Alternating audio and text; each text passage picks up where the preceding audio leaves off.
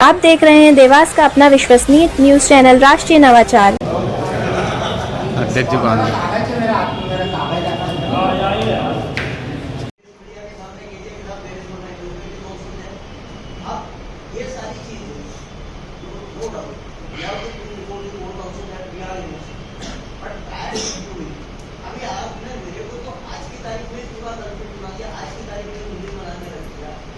Media के आगे तो सारी एक व्यक्ति या वीडियो होने से इतनी सारी जो यहाँ पे बाहर मिलती है और आगे से हर तरीके की बातें आती है, हर तरीके का एविडेंस आता है वहाँ पे। तो जब तक एविडेंस की ऑथेंटिसिटी मिलेगी तब तक आप किसी को जो है मुझे और आपका concerning authority statement on report case मिलेगी। आपने किसी के खिलाफ कोई कायमी वो कायमी करने के बाद में दैट पर्सन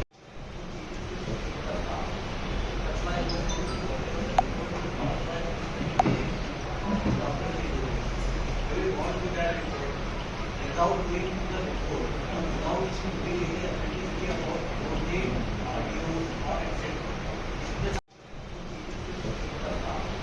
That's why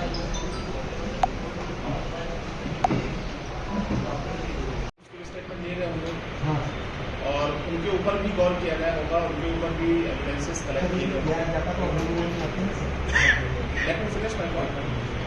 तो वो भी डेफिनेटली किए जाएंगे। आपके पास और कोई बात हो रखने के लिए कि साहब ये तथ्य और है जो आपके संज्ञान में है इन्वेस्टिगेशन का, तो डेफिनेटली हम लोग तैयार हैं उसके लिए, हम लोग उसको भी लेंगे। तीसरा पॉइंट जो मेजर आपका है कि वो जो कंप्लेनेंट है वो कुछ बयान दे रहा है या फिर मीडिया को छाप रही है, तो ये दोनों ही चीज़ों का हमारा कंट्रोल नहीं है। आप सब जानते हैं पुलिस का कोई कंट्रोल नहीं है, वो कुछ बोलता है वो भी और मीडिया को पवन चिलोरिया जो एडी आगे जो भेज रहा है ये तो 7 साल से कोई आईओ ने नहीं करा होगा। जब 13 दिन में पेटी आईओ पुलिस को। सर, आज आप यहाँ पे प्रतिनिधिमंडल मिलने आए थे, इसके हिसाब से क्या बात आपकी बात हुई, क्या मुद्दा है? हमारा ये कहना था कि जो अभी इन्वेस्टिगेशन चल रहा है उस इन्वेस्टिगेशन में एक तरफा पूरी कार्रवाई की। एक तरफा से मतलब ये है कि कंप्लेनेंट ने जो आवेदन दिया या कंप्लेनेंट ने जो स्टेटमेंट दिया है उसी को बेस बना के पुलिस जो है वो अपनी बात या पुलिस अपना इन्वेस्टिगेशन आगे बढ़ा रही है।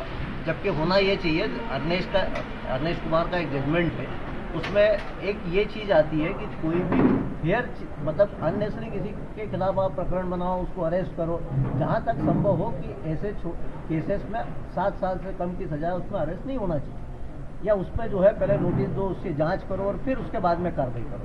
हमारा इसमें ये कहना था कि ये जो ट्रांजैक्शन है वो ट्रांजैक्शन क्यों हुआ, ये आपने उनकी बात सुन के और तय कर लिया कि साहब इसलिए हुआ। जो एक्यूज है या उससे रिलेटेड जो लोग वो बाकी के हैं वो लोग उसके बारे में क्या कहना चाहते हैं।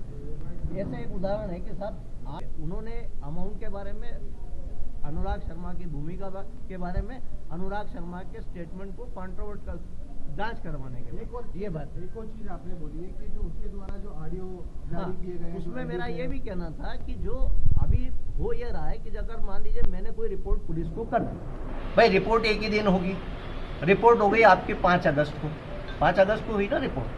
5 अगस्त को जो आपके पास में एविडेंस था वो आपने एविडेंस पुलिस को देना था। अगर आपने वो एविडेंस अपने पास में रख छोड़ा और फिर आप कट छाट करके और उसको जो है एक एक पोर्शन अगर मीडिया में लाने दे रहे हो तो उसके पीछे आशय क्या?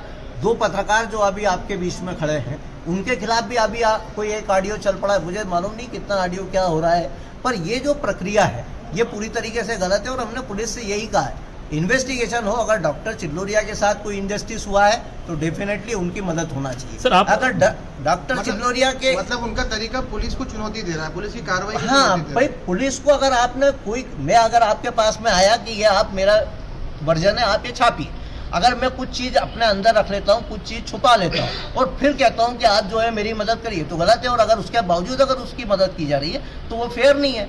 चाहे डॉक्टरी पेशा हो या वकालत से जुड़ा, दोनों ही समाज का बुद्धिजीवी तबका, आप एक प्रश्नवाचक चिन्ह यहाँ खड़ा हो गया है। हमारे इस साथ पूरे में एपिसोड में आप क्या कहेंगे सर? आज हम जो यहाँ पे आए हैं, हमारा एक ही उद्देश्य था। उद्देश्य ये है कि देखिए, आज अभिभाषक संघ, मुझे भी वकालत करते हुए करीब 40-42 साल हो गए, और एक पेशे के बारे में हर एक के मन में एक रिस्पेक्ट रहती है, चाहे वो वकील का पेशा हो चाहे डॉक्टर का पेशा हो। उन दोनों पेशे के बारे में काफ़ी सम्मानजनक स्थिति समाज में है, आज भी है। आज ये जो पूरा सब कुछ चल रहा है उसके चलने के कारण हो ये रहा है कि चाहे वो डॉक्टर हो चाहे वो वकील हो, अब तो पत्रकार भी लपेटे में आ गए। तो ये जो सारी चीज़ें आ रही है, ये चीज़ें कहीं ना कहीं इस पूरे सिस्टम को जो है डैमेज करेगी। एक को नहीं डैमेज करेगी, एक के कारण जो है पूरा सब कुछ डैमेज हो। मतलब आप उसके इन्वेस्ट जो फरियादी है वो पैसे रूप से दबाव बना रहे हैं। I don't know about it, ये हो सकता है पॉसिबिलिटी, पर ये गलत है, नहीं, ये तरीका गलत है। जो महिला है वो खुद तेज चिल्ला कर कह रही है कि पवन चलोड़े बलात्कारी है और इस उस तरह तरह का आवेदन दिया। ये मैं हम आज उसके लिए नहीं आए हैं, हम जोया के लिए यहाँ पे नहीं आए। जो आपकी बातचीत का बोलो आपका सर। हम जोया के लिए यहाँ नहीं आए हैं। उसने जो रिपोर्ट करी है, अगर मान लीजिए उसकी रिपोर्ट पे से कोई कार्रवाई नहीं हो रही है तो उसके खिलाफ जो है वो आगे जा सकती है। आज एसपी साहब ने भी यहाँ कहा कि वो आए, जो भी है मेरे सामने रखे। हमसे भी उन्होंने यही कहा है कि आपके पास जो भी एविडेंस अवेलेबल है आप मेरे ऑफिस में दीजिए, मैं उस पर पूरा थॉरो इन्वेस्टिगेट कराऊँ। बस ये तमाम पदाधिकारी और वकील आपसे मिले, क्या पूरा मामला है? देखिए, कोतवाली थाना क्षेत्र का एक प्रकरण है जिसमें इन्वेस्टिगेशन चल रहा है। इन्वेस्टिगेशन के लिए एक प्रतिनिधिमंडल, एक डेलीगेशन आज मिला है। हमने उनको आश्वस्त किया है कि आपके पास जो भी एविडेंसेस हैं सबके सब आप रिकॉर्ड में पेश करें। सभी एविडेंसेस को ऑन रिकॉर्ड लिया जाकर और इन्वेस्टिगेशन का पार्ट बनाया जाएगा। हमने ये भी आश्वस्त किया है कि प्रत्येक क्राइम में फेयर एंड फ्री इन्वेस्टिगेशन। एक वकील को इसमें आरोपी बनाने को लेकर जो है चर्चा हुई है, तमाम जो है कि ट्रांजैक्शन रुपये का लेन देन सामने आ रहा है। वकील को पहले नोटिस दिया जाता, उसके बाद उनके बयान होते, तो क्या वो जांच में लिया गया है सर? देखिए, आज की चर्चा में एक अक्यूज्ड हैं जिनका जिक्र आया है। उनका ये कहना है कि उसमें और तथ्य लिए जाने की आवश्यकता है। हमने इस चीज़ के लिए आश्वस्त किया है कि जो भी तथ्य इन्वेस्टिगेशन के लिए आवश्यक है, जो भी तथ्य आप लोगों के पास है, आप ऑन रिकॉर्ड उसको पेश कीजिए, उसको इन्वेस्टिगेशन का हिस्सा बनाया जाएगा और फ्री एंड फेयर इन्वेस्टिगेशन के। सर, जोया के भाई और जोया के पति ने भी डॉक्टर पवन चिल्लोरे के खिलाफ एक आवेदन दिया है, उस पर क्या कार्रवाई? एक आवेदन अभी प्राप्त हुआ है, उस पर विधिवत कार्रवाई की जा रही है। Thank you so much. Thank you.